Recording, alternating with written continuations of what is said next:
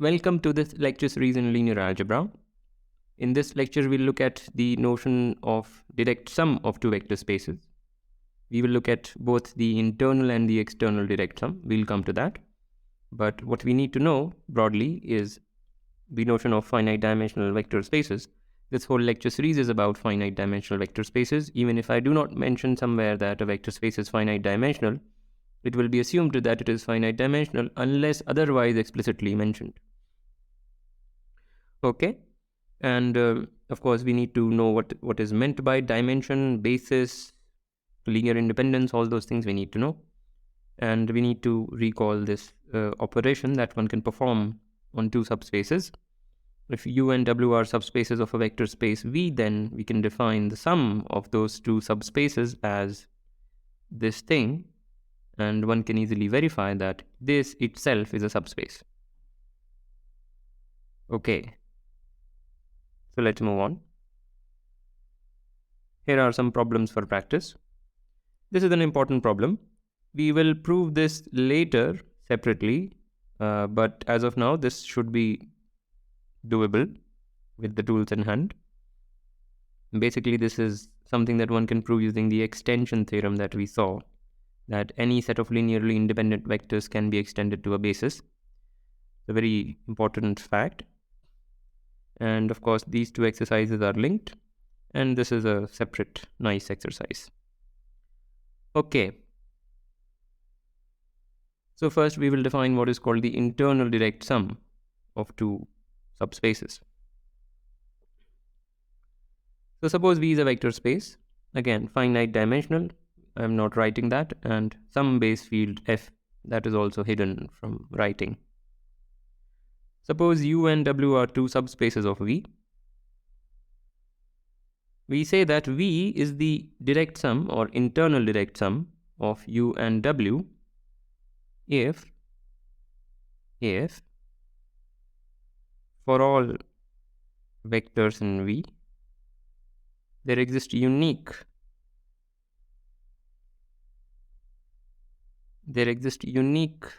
vectors in U and W such that the vector V is the sum of U and W. Right? So that's the definition. To flesh it out, what this is saying is that suppose we find that U1 plus W1 is equal to U2 plus W2 for some vectors U1 in U and U2 in U, W1 in W and W2 in W. If this happens, then we must have that U1 is equal to U2 and W1 is equal to W2, and that the sum of these two subspaces is the entire vector space V. So each vector can be expressed as a sum of one vector in U and one vector in W. So if you delete this uniqueness condition, all this is saying is that the vector space V is this thing. But with the uniqueness condition, it says that if such an equation holds for some U1 and U2 in the subspace U and W1 and W2 in the subspace W, then we must have that U1 is equal to U2 and W1 is equal to W2. So that's the definition of direct sum. We say that V is the direct sum of U and W if this happens. Okay. So this was defined for two subspaces. We can generalize this to multiple subspaces. We will look at examples, but first let us get a few things out of the way. So let's define the notion of internal direct sum for multiple subspaces. This time we have some finitely many subspaces of a vector space V. Again, we are assuming this is finite dimensional, although that's not very important for this definition. We say that V is the direct sum of the given subspaces if one can guess if for each vector V in V there exist unique vectors in the subspaces U1 up to UM such that you can write V as the sum of U1 up to UM. So it is an immediate generalization of the previous definition. And one thing I forgot to mention, what is the notation? So when we have, if suppose V is the direct sum of U and W, we write V as U and then this funny plus and a W. And here we write V as U1 funny plus up to UM. Right, so that's just a notation to express all this in one shot. Again, before looking at examples, we just need to get one thing out of the way. This is a criterion to decide if a vector space is the direct sum of two given subspaces. So suppose U and W are subspaces of a vector space V. Again, this is assumed to be finite dimensional over some base field F. Then V is the direct sum of U and W if and only if these two conditions are met. First condition is that U and W together span the entire vector space. And the second is that the vector spaces U and W should not intersect, or rather they should intersect only trivially. Of course, they will intersect. Any two subspaces will intersect in the origin, meaning the zero vector, I shouldn't call it the origin. The zero vector, I should also maybe make curly braces around it. Yeah, so the two subspaces intersect trivially. So let's prove this. Very easy to prove. So there are two directions to the proof. First, assume that V is the direct sum of U and W. So assume this. Then we need to prove 1 and 2. But 1 clearly holds. Immediate from the definition of direct sum. 1 clearly holds. Let's argue 2. So suppose for 2, suppose we have some vector in the intersection. We want to show that V is 0. We want to show that this is 0, but not that. But V can be written as V plus 0, and it can also be written as 0 plus V. So when we write it this way, think of this as a vector in U, and that is a vector in W. And when we write it this way, think of 0 as a vector in U and V as a vector in W. And now by definition of direct sum, there should be only one way to write V as a sum of a vector in U and a vector in W. It just forces that V is 0.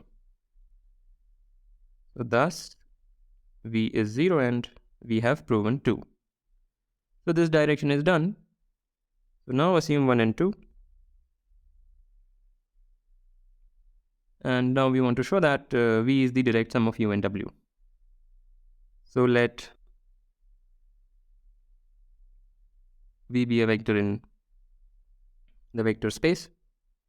Since 1 holds, we do have, one can write this as a sum of a vector in U and a vector in W. Suppose we have two different ways. So say V is equal to U1 plus W1, and that is also equal to U2 plus W2 for some U1 and U2 in U and W1 and W2 in W. What do we need to do to finish the proof? Want to show that U1 is equal to U2 and W1 is equal to W2. Once we do this, we will be done. But note that, but from this equality, just look at this equality, we have U1 minus U2 is equal to W2 minus W1. Right? We just shuffle things around. Take this to the left side, take this to the right side. This is equal to that. Now this is a member of U because U is a subspace, and difference of two vectors in a subspace is again in the same subspace. So this is in U. By the same reasoning, this is in W. Therefore, this is in both U and W. And hence this must be 0 by our assumption that 2 holds. So U1 must be equal to U2, and by the same reasoning W2 must be equal to W1, and we are done. So finish this. I have said it in words, you can write it down. Okay. So this is a criterion to detect if a vector space is the sum, or rather the direct sum of two given subspaces. And now let us look at two very simple examples which will illustrate the point. So consider these two subspaces of R3. Of course, I have drawn a rectangle, but what this is supposed to suggest is the plane that is passing through the origin. This is a plane passing through the origin, and similarly, this is another plane passing through the origin. A little bit of thought will tell you that let's call this U and let's call this W. You can easily see that U plus W is the entire R3. That is not hard to see. But they intersect in a line, and a line is a non-trivial intersection. Hence, R3 is not the direct sum, so this does not hold. This is not R3. I mean, R3 is what I'm trying to say with this equation is that R3 is not the direct sum of U and W. It is a sum of U and W, but not the direct sum. However, in this example, we have, let's say this is U and this is W. So U is this line passing through origin and W is this plane passing through origin. And here you can easily see that this is the case. So spanning is fine. Suppose I want to write this vector as a sum of a vector in W and a vector in U. You just kind of go parallel to U, hit W. This is a vector in W, and this kind of you just think of as a vector in U because it's the translate, so to say, of this guy. So this plus that is your chosen vector. So that shows that U plus W is R3, and intersection is clearly only the origin, and hence R3 is the direct sum of this and that. So very simple. And now let us look at the notion of complements. So let U be a subspace of V. We say that a subspace W of V is a complement of U if V is the direct sum of U and W. That's the definition. So let's look at an example. We have R2, and suppose this is U.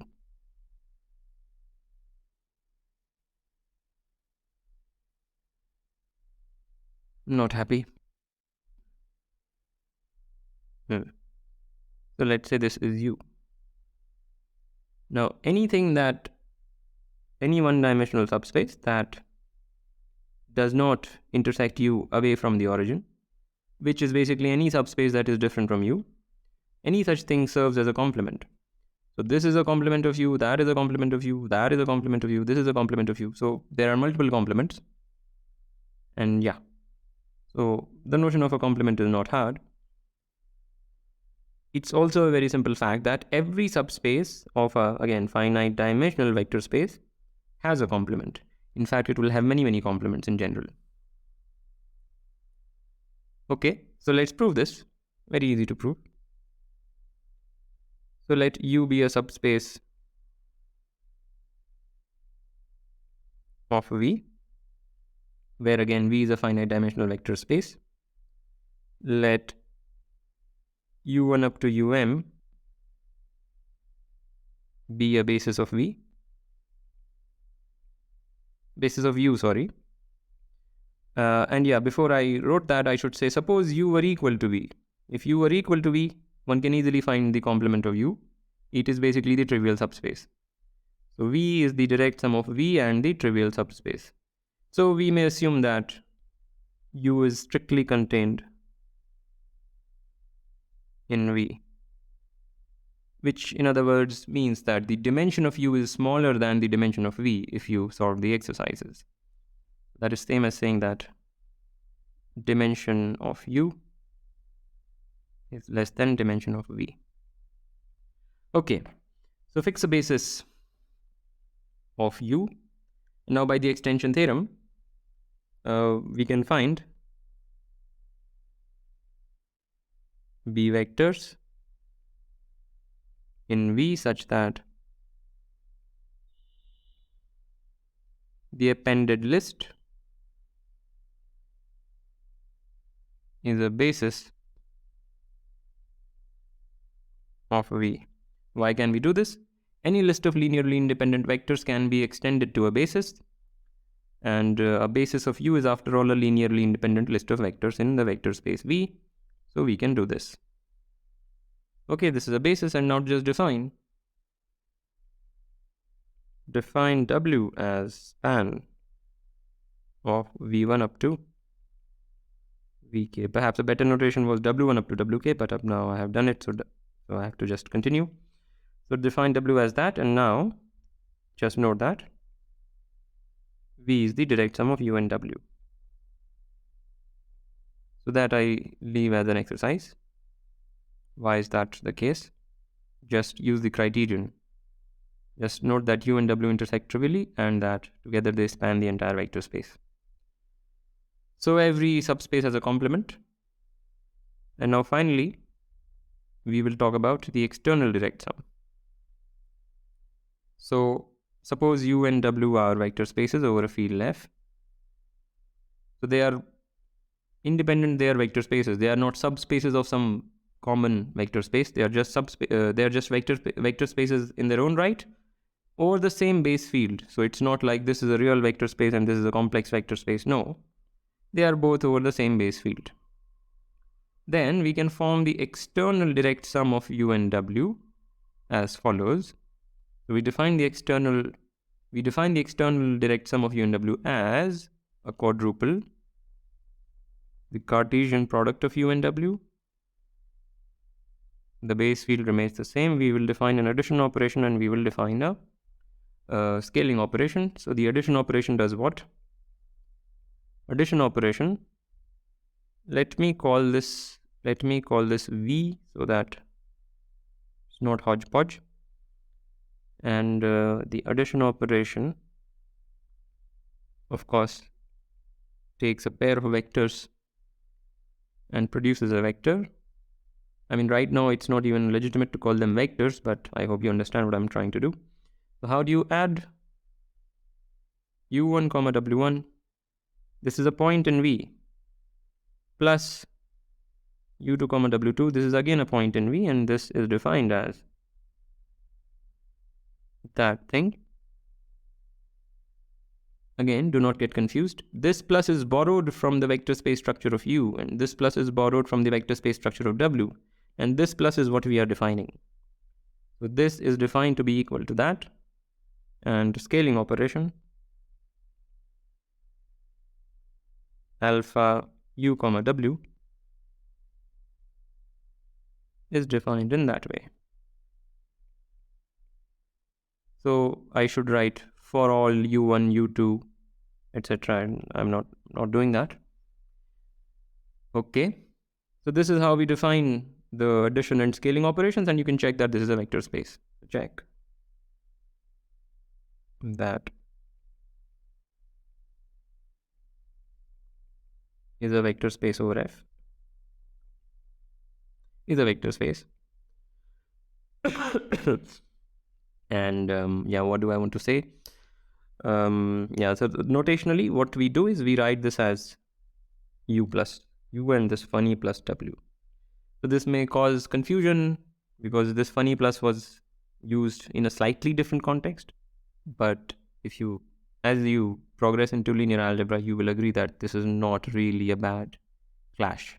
It's a very good clash of notation. So when we form the external direct sum, we use the same funny plus. Okay, and here is an exercise for you. Exercise. Show that dimension of the external direct sum is sum of dimensions. Okay, you just have to locate a basis and you will see. So I think that's it. Yeah, so with this I want to end this. As usual, like, comment, share, subscribe, and I will see you next time.